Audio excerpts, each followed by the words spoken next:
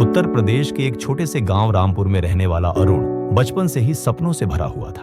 उसका घर मिट्टी का था, पिता खेती करते थे और माँ गांव की औरतों के कपड़े सिलकर थोड़ी मदद करती थी। गरीबी इतनी थी कि कई बार स्कूल की किताबें खरीदना भी मुश्किल हो जाता, लेकिन अरुण के अंदर एक आग थी। जब भी गांव में बिजली आती और वह टीवी पर बड़े शहरों की ऊंची इमारतें और सफल लोगों की कहानियां देखता, उसके दिल में यही ख्याल आता, एक दिन मैं भी यहाँ से निकलकर कुछ बड़ा करूंगा। गांव वाले अक्सर मजाक उड़ाते, पढ़ाई करके क्या करेगा, आखिर में खेत ही जोतना है। लेकिन अरुण के कानों में ये बातें कभी देर तक टिकती नहीं थी। 10वीं कक्षा के बाद अरुण ने शहर जाकर आगे पढ़ने का निश्चय किया। ये आसान नहीं था। पैसों की कमी, रिश्तेदारों की तानेबाजी और गांव की पुरानी सोच उसके रास्ते में दीवार की तरह खड़ी थी। पिता ने साफ कहा, बेटा घर चलाने के लिए हमें तेरी जरूरत है, पढ़ाई के पीछे मत भाग। लेकिन माँ ने चुपचाप अरुण का साथ दिया। अपने गहनों को गिरवी रखकर उसने अरुण को शहर भेजने के लिए पैसे जुटाए। अरुण लखनऊ पहुंचा। पहली बार उसने इतनी भीड़, ट्रैफिक और ऊंची ऊंची इमारतें देखी। गांव का लड़का शहर में बिल्कुल अकेला था। उसने एक सरकारी कॉलेज में एडमिशन लिया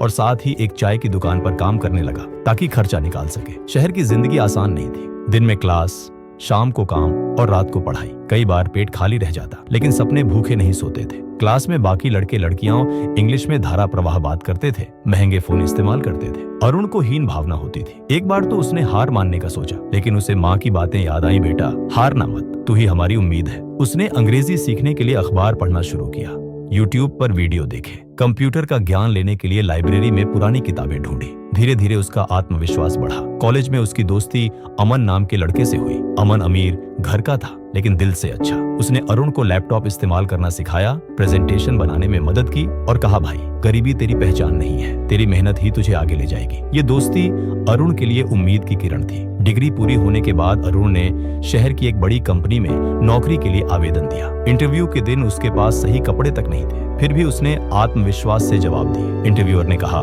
तुम गांव से आए हो, संसाधन कम थे, फिर भी इतना कुछ सीखा, यही हमारी कंपनी को चाहिए, never give up attitude. Arun का सिलेक्शन हो गया। उसकी पहली सैलरी ने उसके घर में खुशियां लौटा दी। कुछ सालों में अरुण ने कड़ी मेहनत से खुद को साबित किया। वह कंपनी में प्रोजेक्ट मैनेजर बना। अब वही गांव वाले जो कभी हंसते थे, उसे आदर्श मानने लगे। एक दिन अरुण गांव लौटा। उसने स्कूल में जाकर बच्चों को संबोधित किया और कहा, सपनों की उड़ान सिर्फ शहर के बच्चों की नहीं होती। गांव का हर बच्चा अगर मेहनत करे और हार न माने तो वो भी आसमान छू सकता है। अरुण ने अपने गांव में एक कंप्यूटर ट्रेनिंग सेंटर खोला ताकि गरीब बच्चों को मुफ्त में शिक्षा मिले। उसने महसूस किया कि उसकी असली जीत सिर्फ नौकरी पाना नहीं, बल्कि दूसरों के लिए रास्ता बनाना है। जिंदगी चाहे कितनी भी कठिन क्यों ना हो, अगर सपनों को पकड़कर मेहनत की जाए तो मंजिल जरूर मिलती है। कभी हार मत मानो।